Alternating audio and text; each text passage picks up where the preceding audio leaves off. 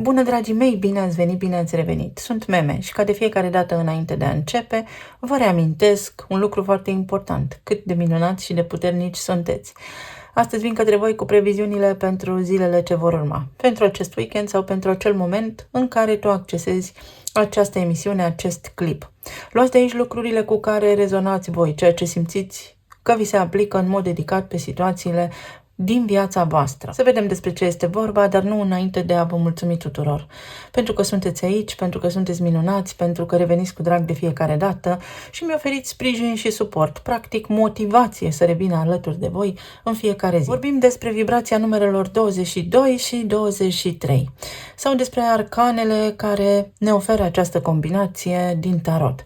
Judecata și înalta preoteasă, judecata și împărăteasa. Este un weekend sau este o perioadă, pentru că informațiile sunt atemporale, o perioadă în care ne putem conecta la intuiție foarte, foarte mult. Despre foarte multe conștientizări care pot avea loc pe parcursul acestui weekend. De ce este extrem de important acest lucru? Pentru că judecata ne spune că putem reveni asupra unor situații din viața noastră, dar la un alt nivel, mai înțelept. Să depășim anumite stadii din viața noastră și să trecem de la o etapă de naivitate sau imaturitate la una de maturitate, dând dovadă de foarte multă înțelepciune și realism. Iar înalta preoteasă și împărăteasa ne vorbesc la unison despre energie feminină. Sau vei avea un al șaselea simț pe parcursul acestei perioade în care vei ști exact ce anume să faci astfel încât să obții lucrurile pe care le prețuiești tu cel mai mult. Avem sprijin și din partea astrelor în această perioadă. Sunt aspecte care se formează între Lună și Neptun, între Lună și Saturn și așa cum am menționat, vorbim despre naivitate și realism sau despre imaginație și implementare. Ceea ce ne imaginăm noi poate fi implementat și poate deveni concret în viața noastră, dar trebuie să fim foarte realiști când facem aceste lucruri și să învățăm să lucrăm cu energia. Mai apoi un aspect foarte important, Neptun este în conjuncție cu nodul nord. Ambele se regăsesc în Pești. De ce este important acest lucru? Pentru că Neptun este conexiunea cu eterul, cu acel element din tabelul periodic care a fost exclus, deși el a existat acolo o lungă perioadă de timp. Ai conexiune cu mentalul colectiv și cu inconștientul colectiv, de unde poți descărca informații care îți pot aduce soluții concrete. Asta înseamnă conștiință de sine, într-un cuvânt. Vibrația lui 22 ne spune grație, bunăvoință sau dezonoare, iar vibrația lui 23 ne spune transfigurare, transmutare sau opresiune, prin perspectiva cheilor genelor. Ce înseamnă întregul weekend pentru voi? Este un sens de predestinare aici, este un sens prin care tu îți poți atinge menirea. Menirea ca parte din colectiv, pentru că nodurile lunare sunt acele puncte din astrogramă, sunt niște calcule matematice care sunt prezente și în hărțile noastre, individual, în anumite case și în anumite semne, dar cele care au legătură cu colectivul în acest moment se regăsesc în Pești și în Fecioară. Astfel că nodul nord în Pești, acum în tranzit, face conjuncție cu Neptun, adică este fix la grad exact, la numărul 28, care are legătură cu prosperitatea, starea de abundență și cu a-ți merge bine în viață. Neptun înseamnă imaginație și conexiunea la nivel spiritual cu divinitatea, să îi spunem așa. Dar trebuie să fii bun, să te vezi și pe tine, să te înțelegi, să fii conștient de cine ești și de ceea ce ești. În weekend sau în perioada în care voi accesați clipul, beneficiați de o frecvență care ne poziționează sau ne plasează pe o energie foarte mutabilă. Asta înseamnă că putem să ne adaptăm, putem să navigăm sau putem să frângem un tipar foarte vechi pentru a depăși această etapă de opresiune, pentru a transmuta viața de până acum într-una mai bună sau într-una pe care o doriți voi. Dar trebuie să devenim conștienți de noi înșine și din nou spun acest lucru pentru că prin a da dovadă de bunăvoință ne ridicăm vibrația până la frecvența grației. Grație de unde am picat noi cândva pe timpuri. Așadar, pot fi și lucruri care au legătură cu iubirea, pentru că vorbim despre Pești. Pot fi și lucruri care au legătură cu creativitatea. Fiind weekend, avem timp la dispoziție să reflectăm mai mult și să înțelegem anumite lucruri. Tot de aici din Pești, să știți că vine și acea undă magică. Iluzia, decepția, egregorul programat, să îi spunem așa, cu magie care te duce în iluzii. Trebuie să vezi, este realitatea așa cum este ea sau așa cum o vreau eu sau cum o văd eu sau cum vreau eu să fie. Obiectivitate versus subiectivitate. Lorelai. Era cartea lui Ionel Teodoreanu, parcă, sper să nu mă înșel, pentru că am foarte multe informații în gând acum. Dar uite că avem din nou arhetipul peștilor aici prezent, unde Saturn se regăsește, Neptun se regăsește și ambele arhetipuri planetare vor face un pas înainte către berbec, către zona de individualitate, autoritate, independență, autonomie. E vorba despre identitatea ta. Revelații care au legătură cu identitatea ta, discuții, situații de viață care au legătură cu identitatea ta sau cu tine în raport cu ceilalți, oricine ar fi acești ceilalți. Împărăteasa și magicianul, poate fi aici moartea în oglindă.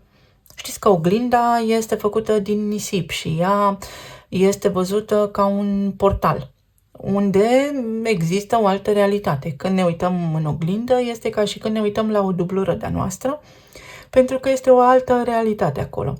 Sunt subiecte abstracte pe care trebuie să le studiem individual pentru a le înțelege. Iar această carte spune realmente foarte clar, în funcție de nivelul tău de credință sau de sistemul tău de credință și de valori, poți avea parte de progres. Te ajută eterul, energia, câmpul de energie, mentalul colectiv ne dă o direcție acum. Există o etapă importantă de trezire colectivă în masă, pur și simplu. Toată lumea devine deodată mai conștientă ca acum 2, 3, 4, 5 ani. Exact așa. Și ești ghidat sau poți fi ghidat de forțe benefice, invizibile, care te duc către ceea ce îți dorești, dar trebuie să nu opui rezistență. Să te vezi imperfect așa cum ai fost creat, pentru că așa suntem toți. Și despre asta vorbesc japonezii, wabi-sabi, arta sau capacitatea de a vedea imperfecțiunea și de a o aprecia fix așa cum este. Poate o relație din viața ta nu este perfectă sau nu este cum ți-ai imaginat-o tu, dar ea este, există și o poți aprecia așa cum este ea. Sau poate fi vorba despre un ideal, despre un potențial. Te-ai îndrăgostit de cineva, ți-ai imaginat un anume scenariu, dar persoana respectivă nu are nicio treabă cu ceea ce ți-ai imaginat tu. Și atunci trebuie să te ancorezi în realitate și să vezi. Visez eu cu ochii deschiși sau nu? Și libertate. Numărul 2. Uite, avem exact așa. Înalta preoteasă, magicianul și împărăteasa. Tot ceea ce ai traversat-o până acum în viață a fost pur și simplu făcut cu mâna ta. Ai fost ghidat. Calea ți-a fost ghidată, vezi? Nu a fost nimic întâmplător. Mai scurt, așa, și mai concis. Sunt niște mesaje. Sunt pur și simplu impulsuri electromagnetice pe care tu le primești din câmpul de energie pentru a putea avansa. Părul este o extensie a sistemului nostru nervos pe parte electrică. Asta înseamnă idei, gânduri. Poate fi și stare de nervozitate, deși avem aici un lac care este lin, care poate indica stabilitate emoțională în acest moment. Din liniște poți înainta. Te ajută ceva, chiar dacă nu vezi către ceea ce te îndrepți. Este un weekend extraordinar de bun pentru a avea încredere în sensul vieții tale. Sau pentru a-l descoperi. Aici avem turnul de control și uite judecata. Și avem așa, 21, 22, 23, toate acestea sunt interconectate. Nu te îndoi de propria ta valoare. Poate fi vorba despre cineva care s-a îndoit. Ați avut discuții în relație, ați avut discuții la locul de muncă. Ori voi v-ați îndoit de ceva anume, ori o anume persoană din viața voastră s-a îndoit în ultima perioadă. De voi, de relația voastră, a avut îndoieli în diverse privințe, care poate nu au legătură strânsă cu voi, dar cumva indirect, să spunem, ați fost și voi afectați. Aici cartea aceasta spune limpede. Sunt întotdeauna de ajuns. Poți descoperi pur și simplu cheia succesului. Succesul tău, în funcție de ce îți dorești tu acum. Sau poate fi o discuție în care faci pace cu cineva, te liniștești. Găsești niște produse pe raft în magazine, la prețuri accesibile, la promoție. Îți crește stima de sine, îți iese bine ceva, reușești un tratament, te apuci de studiat niște lucruri, găsești niște informații care te ajută să te însănătoșești. Uite ce frumos! Este o scânteie, este o undă electromagnetică care vine către tine și te ajută, te împinge de la spate către ceva nou sau către ceva bun. În viața ta, pe zona de relații, cei care sunteți singuri, vedeți, vă concentrați extraordinar de mult pe această zonă a abandonului sau a situațiilor din viața voastră care nu au mers bine. Este foarte ușor să rămânem prinși în trecut, mai ales pentru că acum îl avem pe Marte în Rac.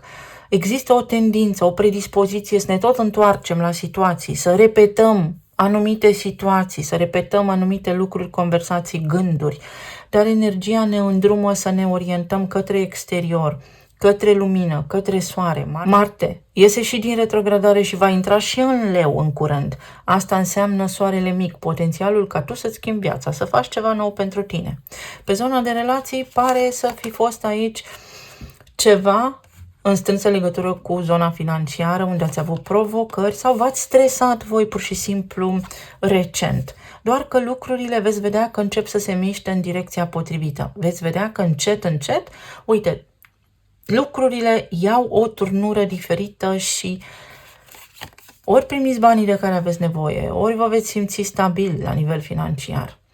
Pentru alții dintre voi este vorba despre răceală în cuplu, despre o senzație de îndepărtare, de oboseală, de răni, discuții care au avut loc, care nu au fost benefice și care acum se pot calma, se pot liniști, pentru că suntem împinși în această direcție, a iertării, a compasiunii, a iubirii, a înțelepciunii, a ascensiunii. Suntem împinși. Noi alegem dacă mergem către această direcție sau nu. Pentru alții dintre voi, după o lungă perioadă petrecută împreună, în sfârșit se oficializează această relație. Se poate oficializa pentru că eu explic aici un potențial. Poate fi o cerere în căsătorie sau pot fi discuții. Hai să facem acest lucru împreună și uite că ce vreau eu coincide cu ce vrei tu. Sunt vești foarte bune, sunt lucruri foarte bune. Pentru alții dintre voi poate fi apariția unui copil, discuții despre un copil, pur și simplu. Orice are legătură cu al vostru copil, mai ales dacă are provocări pe zona de sănătate, se întâmplă ceva bun acolo și vă liniștiți. Sau poate fi vorba despre o sarcină pe care o puteți concepe acum. Aflați despre o sarcină. Alt as, asul de spade, aerul, posibilitatea să schimbi niște lucruri astfel încât să ajungi la armonie. 3 în tarot este o carte care aduce bucurie, de unde primim lucruri. Așteptările noastre pot fi îndeplinite. Alții dintre voi puteți avea parte pe zona de relații în acest weekend și de surprize în sensul că primiți ceea ce meritați. Primiți ceea ce vă așteptați să primiți. Nu rămâne nimeni indiferent la nevoile voastre. Este o perioadă, sunt zile care vă așteaptă cu armonie. Și asul de cupe. Regenerare, o cerere în căsătorie. Cunoașteți pe cineva în acest moment, începând cu acest moment. Și este dintr-o joacă, fiți atenți, dintr-o pură coincidență. Acesta este focul cosmic din care este creată materia. Și aici este un portal, exact cum spuneam. Vine un impuls, te duci undeva, primești un mesaj după o lungă perioadă în care ai fost singur. Poate fi vorba aici despre sănătatea partenerului sau a partenerei, care acum se îmbunătățește. Este îmbunătățire la orice nivel, este liniște, sunt bani aici, sunt sentimente care sunt împărtășite, iar pentru aceia dintre voi care ați rămas blocați într-o despărțire sau într-o etapă care s-a încheiat, energia vă spune mergi înainte, nici nu știi ce te așteaptă ceva bun, nu ai cum să vezi ceva bun în viața ta până ce nu dai drumul acestor lucruri. Imaginați-vă în felul următor. Acolo unde este sacul plin, dacă vine ceva nou, dă pe afară, nu are unde să intre, nu-și găsește spațiul. Este o perioadă în care devenim conștienți, pentru că ne ajută nodul nord, căruia în astrologie îi se spune destin, te ajută energia să depășești un obstacol, să transmuți, să iei experiența ta de viață și să faci un pas înainte, pentru că poți atinge această frecvență a grației. Bunăvoință înseamnă decizia ta. De bunăvoință, cu bună știință, conștient, îți schimbi viața. Poate fi o persoană care prinde curaj și îți declară iubirea. Poate fi soțul, soția, care este foarte iubitor în acest weekend. La revedere, viață veche, bine ai venit, viață nouă. Am spus deja. Lasă loc, fă spațiu pentru nou. Practică, practică, practică. Exercițiu, exercițiu, exercițiu. Controlează-te, educă-te, lucrează cu tine. Când vezi că te apucă emoțiile și frica, devină conștient și ieși de acolo. Sări, țopăie, bea un pahar cu apă, respira aer proaspăt, uite-te pe geam, ieși din starea aceea.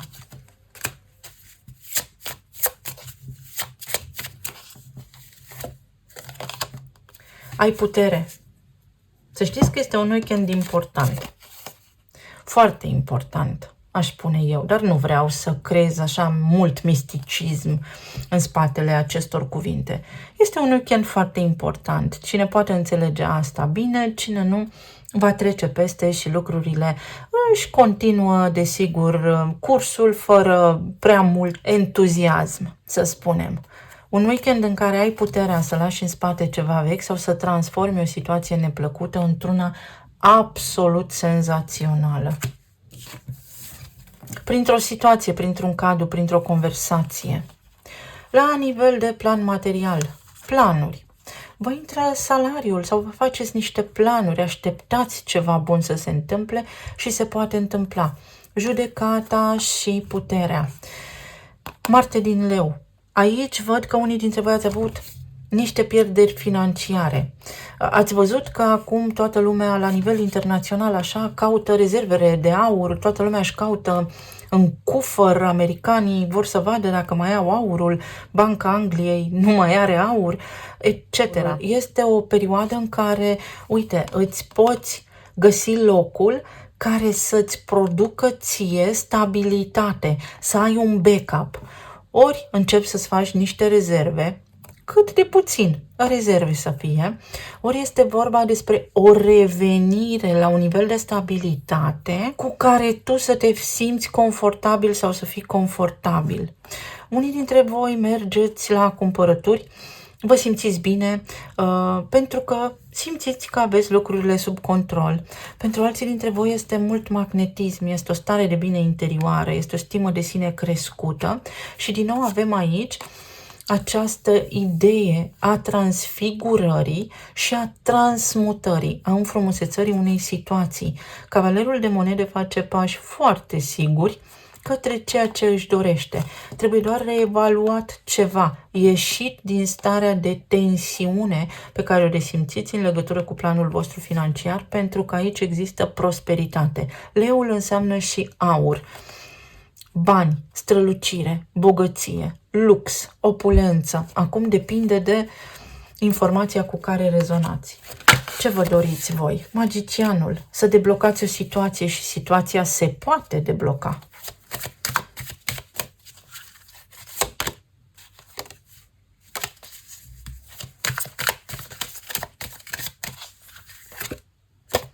Temperanța.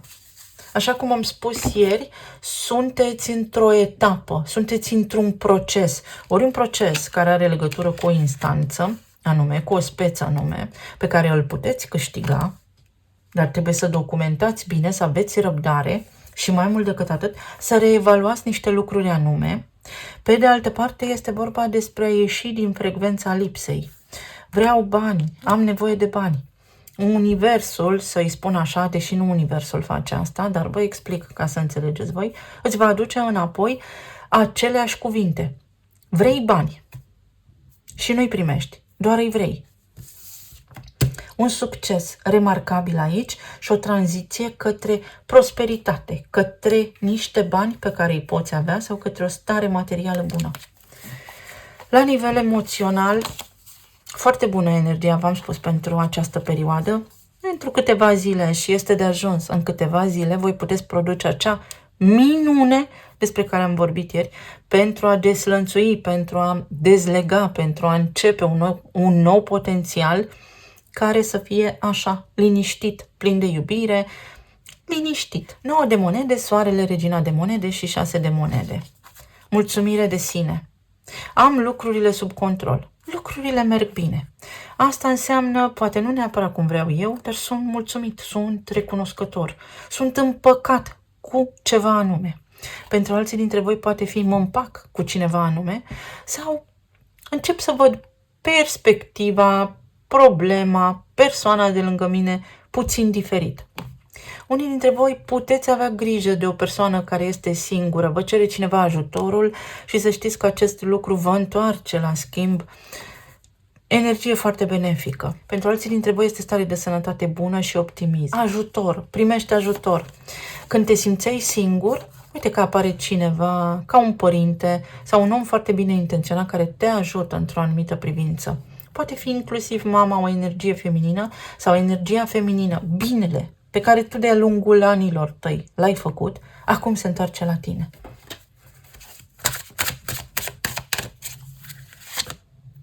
Nebunul se întoarce la tine și îți dă o șansă. Șansa despre care vorbeam ieri. Pentru că viețile noastre sunt ca un film, pe episoade. Eu am aici, în dezbatere, să spunem, un serial. Și fiecare zi este un nou episod. Exact așa. Deznodământul vieții tale poate fi unul absolut senzațional. Pe de altă parte, exact cum spuneam, primim energie electromagnetică și uite chiar impulsuri de energie înaltă, frecvențe înalte. Mă voi uita la frecvența Schumann să văd cum va fi în acest weekend, pentru că s-ar putea să fie nevoie să mâncăm sau să postim, depinde de situație, depinde cum vă simțiți voi acum, post din acela negru cu apă.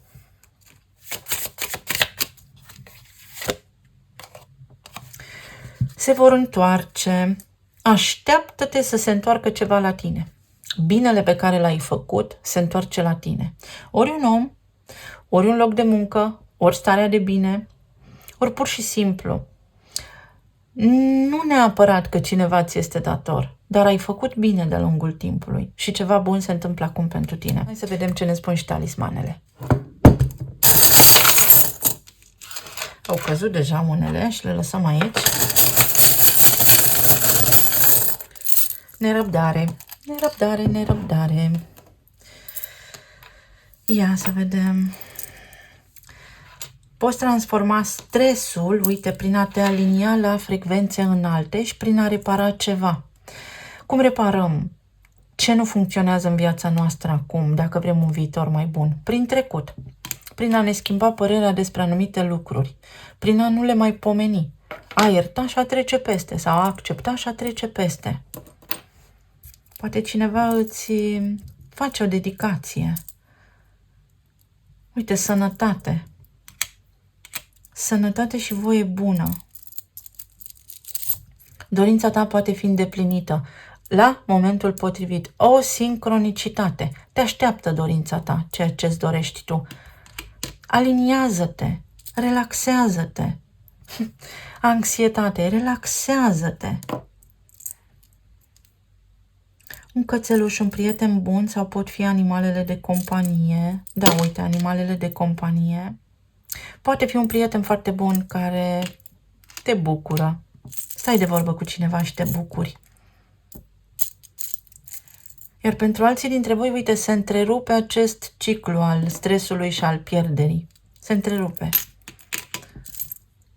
Bani, putere și glorie, mai ales aici la nivel financiar. Încasați niște bani săptămâna viitoare. Ești raza mea de soare.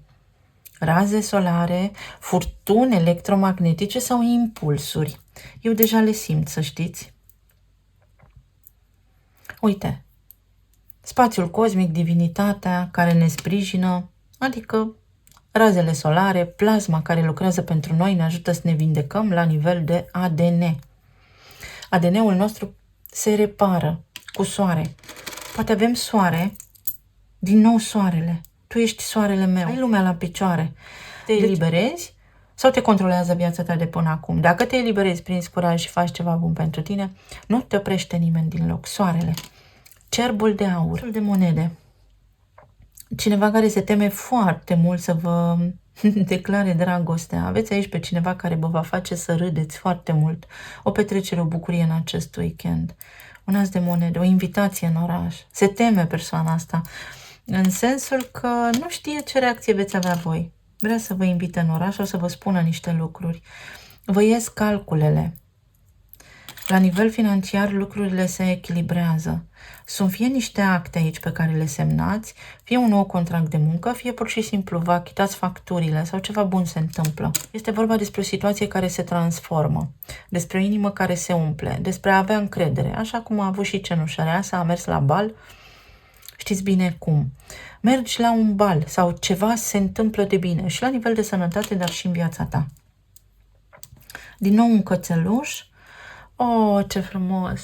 Un prieten foarte bun care ori îți face o surpriză, ori îți declară iubirea, ori mergi undeva, ori stai de vorbă, te regăsești cu un prieten foarte bun și acest lucru te încarcă cu energie, ori persoana de lângă tine ți este fidelă, te poți baza pe partenerul tău de viață.